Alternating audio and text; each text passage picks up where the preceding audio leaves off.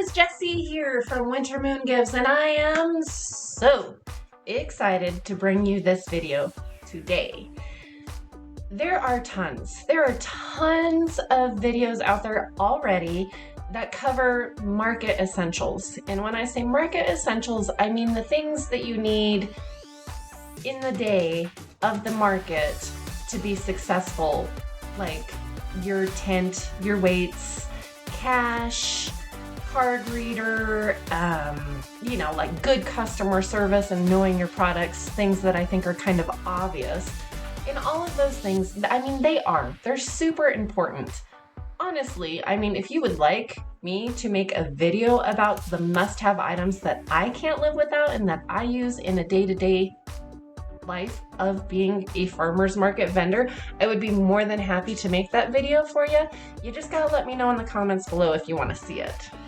But today, I want to focus on a completely different side of market essentials, like the background type of market essentials, things that are so important for not only having a successful market, but for your business as well. And I feel like it doesn't get talked about that much, but it can make or break your success. So let's get into it.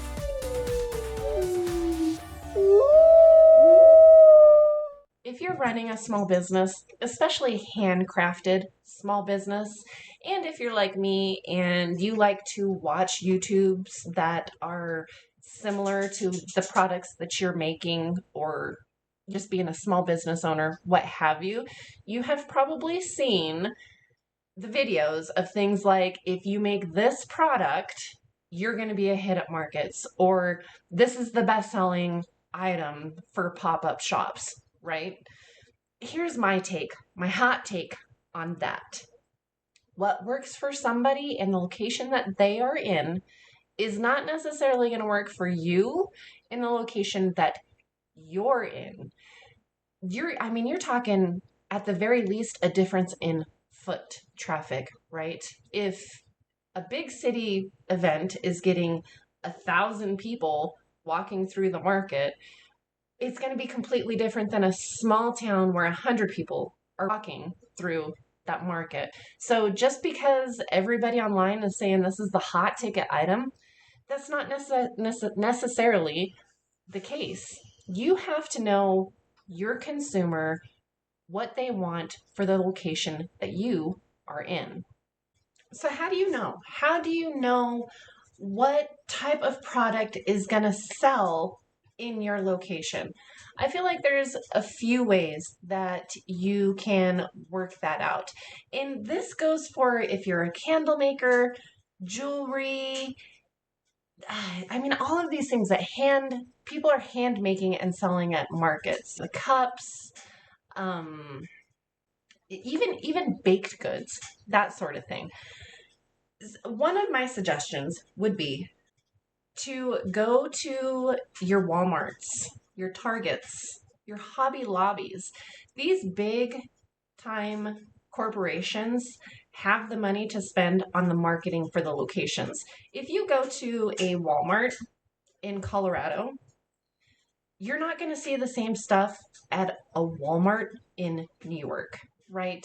They pay people for this marketing. You get specific items for specific locations, and it should be no different for you in your pop-up market. So go see. If you're making candles, what kind of scents are more prominent? You look at the shelves, what's empty? What scent was that? Jewelry, the type of design of jewelry, baked goods. Do you see more gluten-free, more vegan, or do people just want all of the bad stuff? It's going just to your big corporate stores is one really good way to kind of get an idea of what may be popular in your location. And you're getting that insight for free from Walmart paying marketing people to do that research for you. Another way is just you know where you live, and you know what the vibe in that location is. So ask yourself, use your own internal knowledge. who's coming to these markets or these pop-up shops or craft shows or farmers markets. The type of people that are going to go to any one of those types of things is going to be different. You're going to get probably, most likely, a completely different group of people at a craft show than you are, say, at a farmer's market. So it really all depends on the location, your targeted audience, and the events that you're selling at. Are they shopping for gifts? Are they shopping for home decor? Are they shopping for everyday use? Sorry, I know you guys can hear the dogs. But anyway, are they going to be willing, in your opinion, to pay for high quality handmade items, or are they going to try to haggle you? Just, nobody knows your location more than you do, really. And another thing to ask yourself is, like, what is the competition like for these products that you're making? So that brings me to my next suggestion. I very highly recommend that you go as a consumer to these events before you even think about applying to them. And that may require some patience on your part. If you hear about a new craft show that's only once a year, go to it and observe. See how many people are walking around. Talk to the other vendors if they're willing.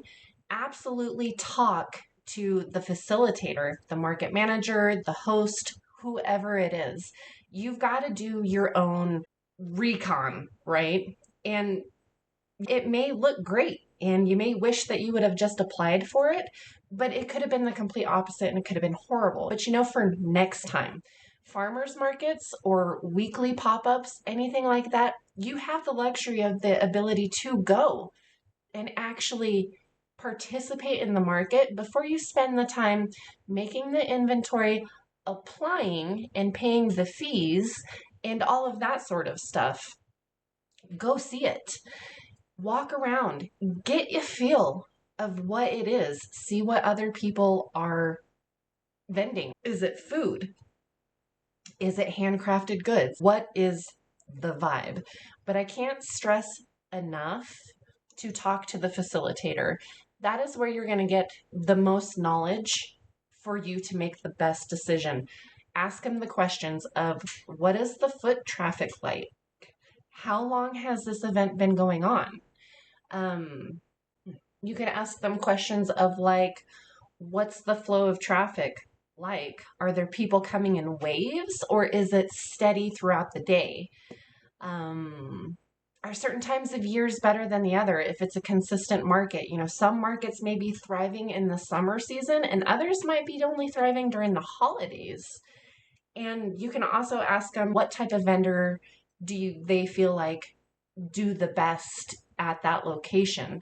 I mean, are successful vendors selling food or low cost items? And how will that affect your handmade goods?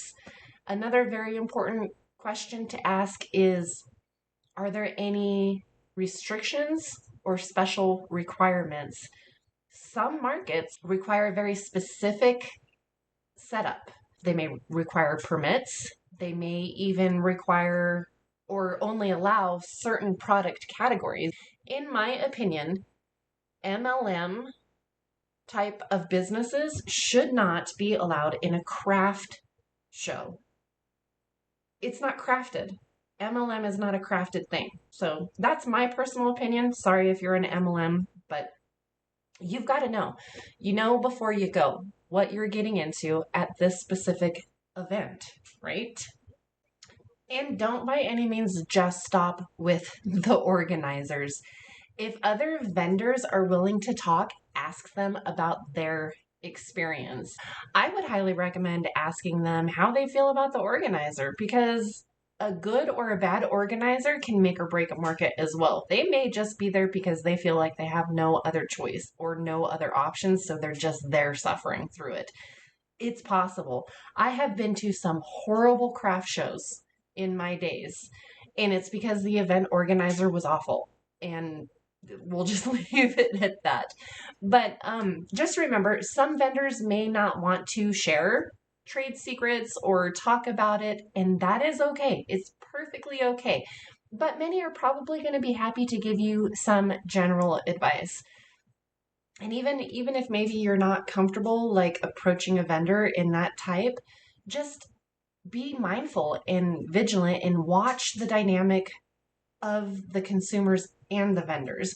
Pay note to the vendors that have the most people in their booths. You got to spend some time.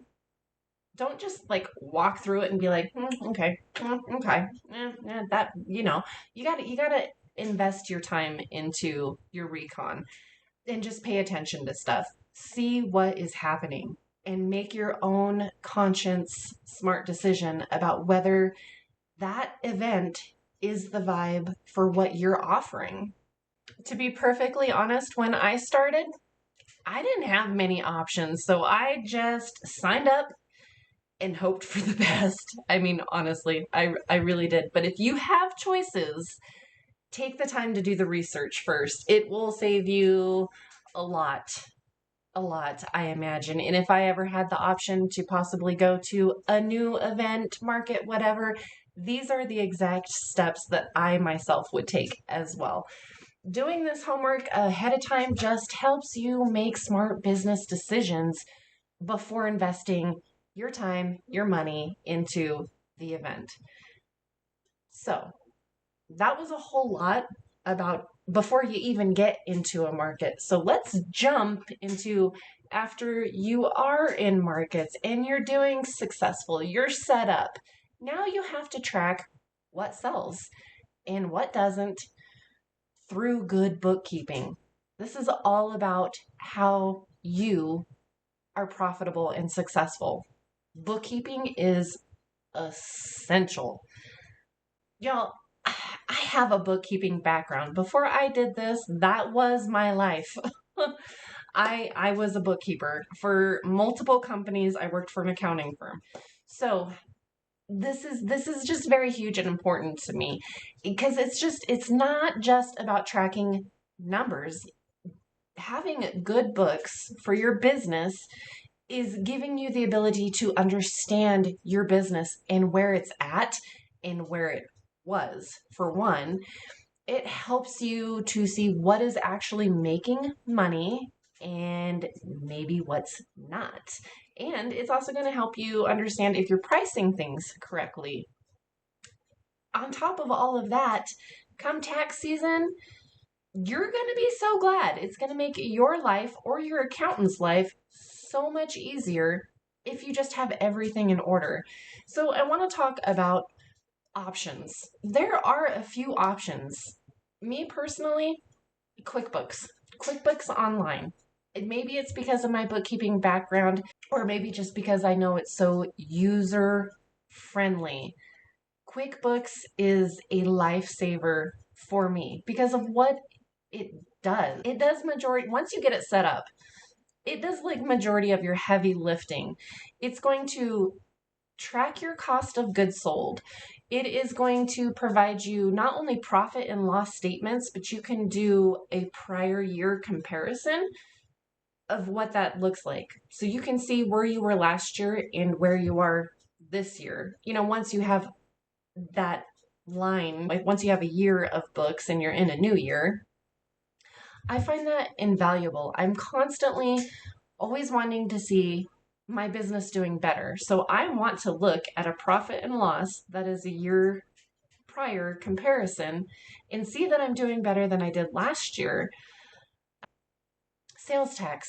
It absolutely helps and streamlines sales tax. Like there is no question. It computes it for you, everything. What I do personally is I include sales tax in my prices. So if you buy something for me and it's $30, that includes the sales tax. And then I enter it into my books with it calculating the sales tax and then I just pay it.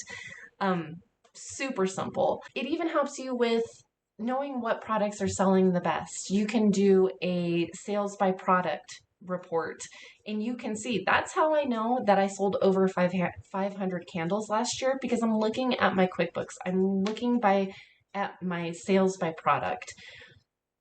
It keeps everything in one place with a very minimal manual work.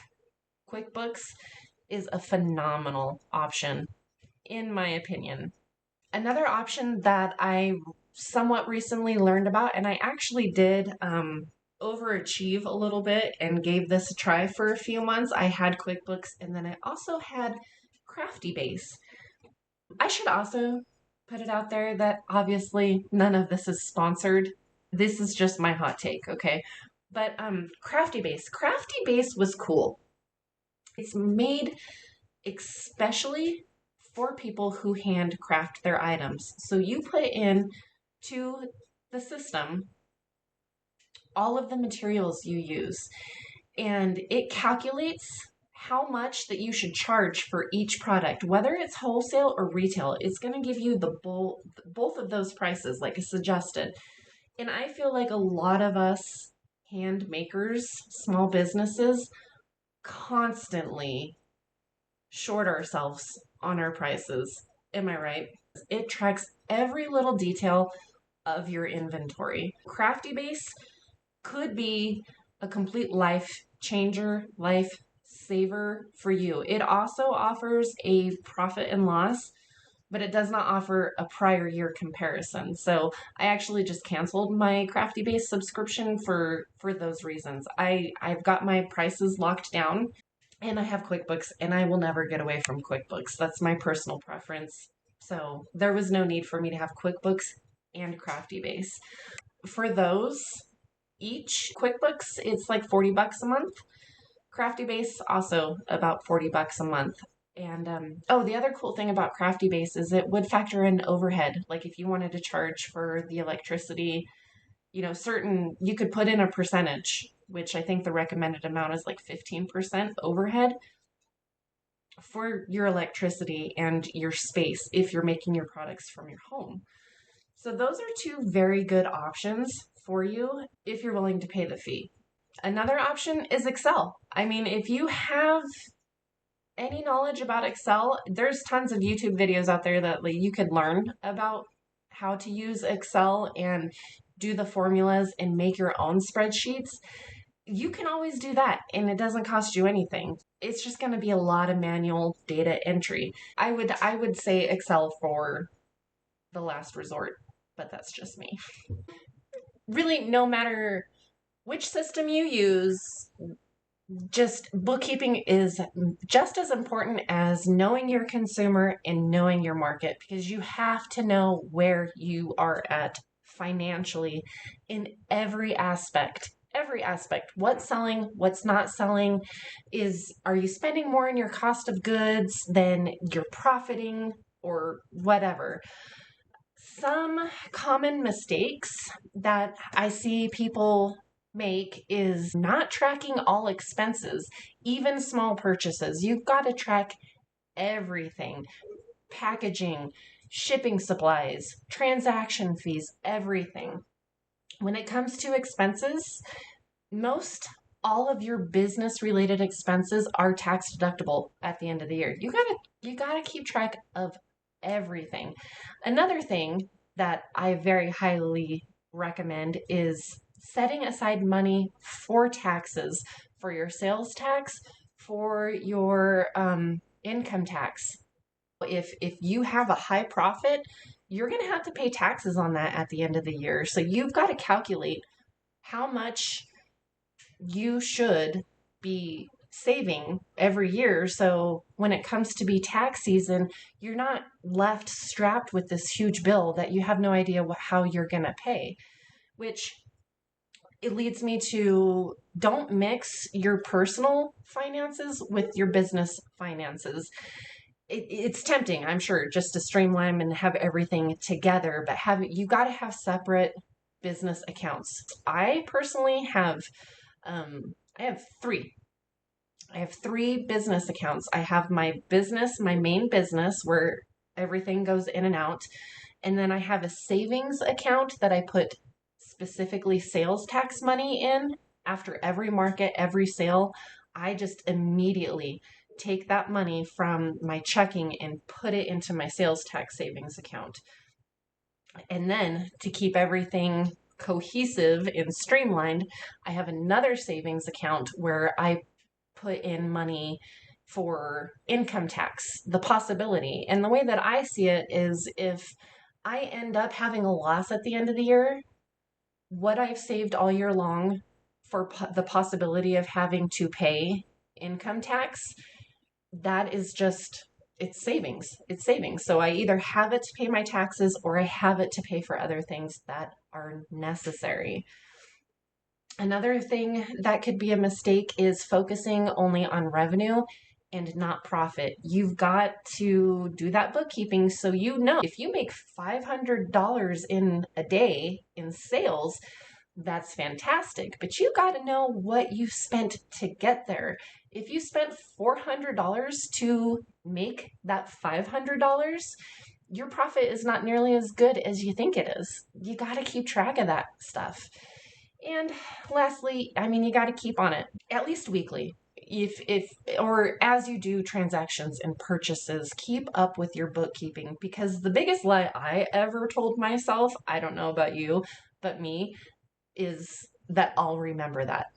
If I don't go into my books, my QuickBooks for a week, sometimes maybe two, and I see a purchase in an amount, I'm like, what the hell was that?